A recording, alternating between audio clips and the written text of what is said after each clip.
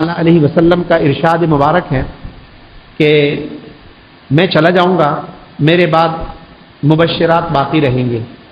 وہ یہی مبشرات ہیں، اچھا خواب دیکھ لینا کسی کے بارے میں یا خود اپنے بارے میں، اس کا انکار نہیں کیا جا سکتا، لیکن سب کچھ اس خواب کو سمجھنا یا خواب کو حجت، تو بھائی خواب حجت نہیں ہے، ٹھیک ہے، اور سب کچھ خواب ہی کو سمجھ لینا اور اس کے بعد نیکی کے کاموں میں سست پڑ جانا، یہ بھی غلط ہے۔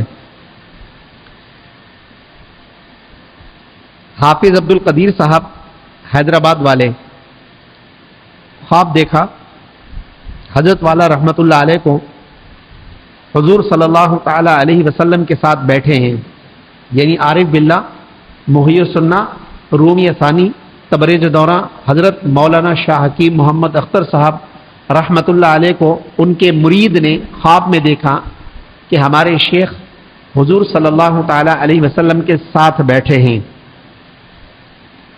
حافظ جی نے، جو حضرت کے مرید تھے، حافظ جی نے اپنے شیخ سے پوچھا کہ حضرت یہ بزرگ کون ہیں؟ آپ صلی اللہ تعالی علیہ وسلم کی طرف اشارہ کر کے پوچھا، اپنے شیخ کو تو پہچان لیا، لیکن یہ جو برابر میں بزرگ ایسے خوبصورت، یہ کون ہیں؟ پوچھا، خواب میں پوچھا۔ تو حضرت والا نے فرمایا یہ اللہ کے رسول صلی اللہ تعالی علیہ وسلم ہیں۔ یہ خواب اتنا ختم ہو گیا۔ پھر حضرت والا نے فرمایا کہ میرے بیٹے مظہر میاں، چونکہ یہاں مظہر میاں لکھا ہوا ہے تو فرمایا جو جس طرح لکھی ہوئی بات ہو اس کو ایسا ہی بیان کرنا چاہیے۔ اس کا خواب سنوایا۔ پھر مولانا مظہر میاں کا خواب بھی حافظ جی کو سنایا، جس میں احقر سے حدیث لکھوانے کا حضور صلی اللہ تعالی علیہ وسلم نے حکم دیا تھا۔ وہ خواب یوں ہے کہ آج سے تقریباً 35 سال پہلے، یہ جب لکھوا رہے تھے اس وقت کے 35 سال، آج اس 35 سال میں 25 سال اور ایڈ کر دیں آپ۔ مرشدی و مولائی عارف باللہ حضرت اقدس حضرت مولانا شاہ حکیم محمد اختر صاحب رحمۃ اللہ علیہ کے صاحبزادے حضرت مولانا محمد مظہر صاحب دامت برکاتہم، جو کہ اس وقت طالب علم تھے، جب انہوں نے خواب دیکھا اپنے ابا کے بارے میں تو وہ اس وقت پڑھتے تھے، طالب علم تھے۔ تو حضرت مولانا مظہر صاحب نے اپنے والد صاحب حضرت مولانا شاہ حکیم محمد اختر صاحب رحمۃ اللہ علیہ کے بارے میں خواب دیکھا، جس کی اطلاع حضرت والا نے اپنے شیخ حضرت مولانا شاہ ابرار الحق صاحب کو بذریعہ خط کی تھی، یعنی حضرت والا کے جو شیخ تھے حضرت مولانا شاہ ابرار الحق صاحب ہردوئی انڈیا، تو جب مولانا مظہر صاحب نے خواب بیان کیا تو حضرت والا نے وہ خواب لکھا اور اپنے شیخ کو انڈیا بھیج دیا۔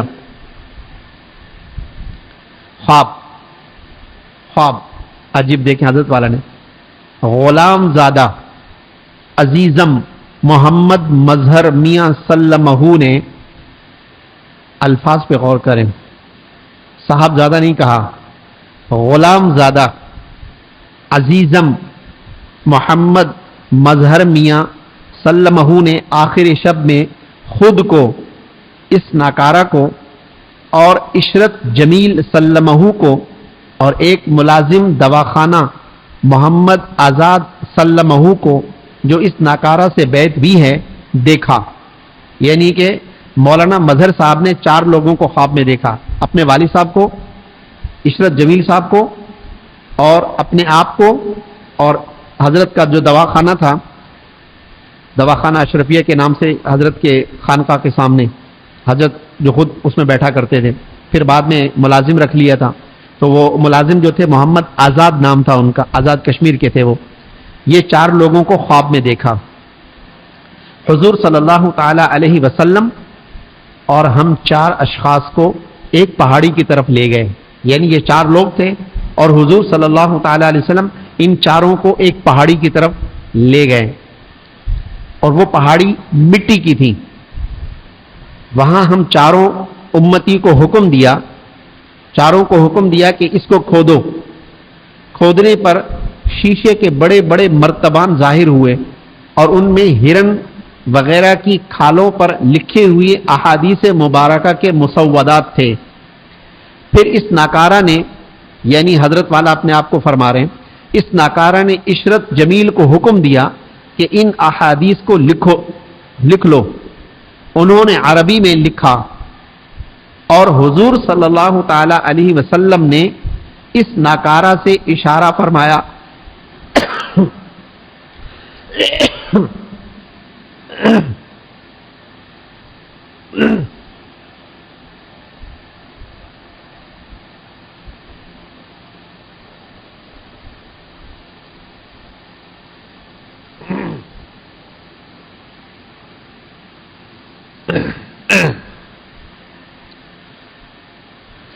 حضور صلی اللہ تعالی علیہ وسلم نے اس ناکارہ سے ارشاد فرمایا، ان سے اشارہ فرمایا کہ ان سے یعنی عشرت جمیل سے لکھوایا کرو۔ اس کے بعد آنکھ کھل گئی۔ آپ سمجھ میں آیا کہ یہ 4 لوگ تھے، آپ صلی اللہ تعالی علیہ وسلم ان کو لے کر ایک پہاڑی پر گئے اور وہ پہاڑی مٹی کی تھی۔ حکم فرمایا کہ اس کو کھودو۔ جب یہ کھودنے لگے تو اندر سے شیشے کے مرتبان وہ نکلے، اس کے اندر کاغذ تھے، ہرن کی جھلی پر لکھے ہوئے احادیث مبارکہ تھی۔ تو آپ صلی اللہ تعالی علیہ وسلم نے فرمایا حضرت شاہ حکیم محمد اختر صاحب سے کہ آپ عشرت جمیل کی طرف اشارہ کر کے کہا کہ ان سے لکھوایا کرو، ان سے لکھوایا کرو۔ بس خواب ختم ہو گیا یہ خواب۔ اب حضرت مولانا شاہ حکیم محمد اختر صاحب رحمۃ اللہ علیہ نے یہ خواب اپنے شیخ حضرت شاہ ابرالحق صاحب کو خط لکھا اور اس میں یہ خواب لکھا اور خط کو بھیج دیا اپنے شیخ کی طرف۔ مکرمی حکیم صاحب السلام علیکم، یہ جواب آیا اپنے شیخ کے جو خط لکھا تھا، اس میں خط میں خواب لکھا، خط کا جواب آیا تو حضرت نے وہ جواب یہاں لکھوا دیا۔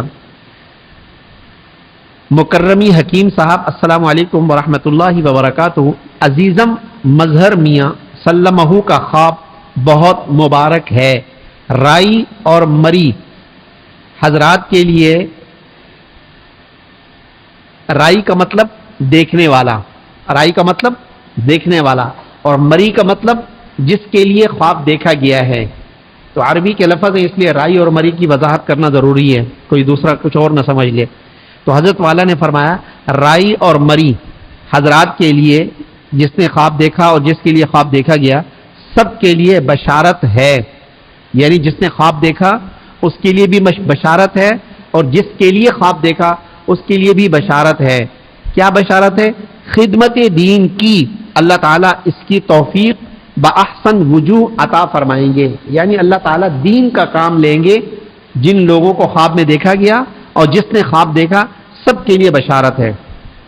والسلام ابرار الحق، ٹھیک ہے، 1379 ہجری۔ پھر فرمایا اگر نجاست پر آفتاب کی شعاعیں پڑ رہی ہیں تو یہ آفتاب کا علو کرم ہے، نجاست کی بلندی نہیں ہے۔ آفتاب کی روشنی نجاست پہ اگر پڑ رہی ہے تو یہ نجاست کا کمال نہیں ہے، بلکہ آفتاب کی علو کرمی ہے۔ نجاست تو اس قابل بھی نہیں تھی کہ اس پر شعاع آفتاب پڑے، اس لیے ان بشارتوں پر بہت زیادہ خوش بھی نہ ہونا چاہیے، بلکہ خوشی کے ساتھ ندامت بھی ہونی چاہیے۔ کہ حضرت والا اپنی طرف سے فرما رہے ہیں صرف خوش ہونا، نادم نہ ہونا بھی نالائقی ہے، یعنی خوش بھی ہو اور نادم بھی ہو، دونوں ہو۔ یہ نہ ہو کہ بس صرف خوشی خوشی ہو رہی ہے، ندامت کچھ نہیں، فرمایا دونوں ہونی چاہیے۔ مثلا مثال دی ہے، مثلا کسی بیٹے نے عمر بھر باپ کی نافرمانی کی، عمر بھر اپنے باپ کو ستایا اس نے، اور اس کے باوجود باپ اتنا مہربان کہ باپ نے اس بیٹے کے لیے اس بیٹے کے نام ایک بلڈنگ بنوا دی، اور وہ بیٹا بہت زیادہ خوشی تو منا رہا ہے لیکن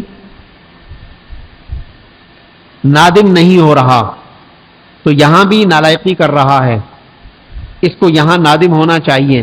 ساری زندگی باپ کو ستایا، اس کے باوجود باپ نے ایک بلڈنگ بنا کے بیٹے کے نام کر دی، وہ خوش ہو رہا ہے کہ بلڈنگ میرے نام ہو گئی۔ فرمایا اس خوشی کے ساتھ اس بیٹے کو نالائقی کو اپنی نالائقی کو بھی یاد رکھنا چاہیے کہ میں نے اپنے باپ کو کون سی خوشی دی جو باپ نے میرے نام پہ ایک بلڈنگ کر دی ہے. تو فرمایا کہ یہاں اگر وہ نادم نہیں ہو رہا تو بھی نالائقی کر رہا ہے, اس کا کرم کا حق ادا نہیں کر رہا, کیونکہ باپ کے کرم کی معرفت اپنی نالائقی کے احساس سے اس کو نادم ہونا چاہیے تھا کہ ہم تو اس قابل نہیں تھے. بدون استحقاق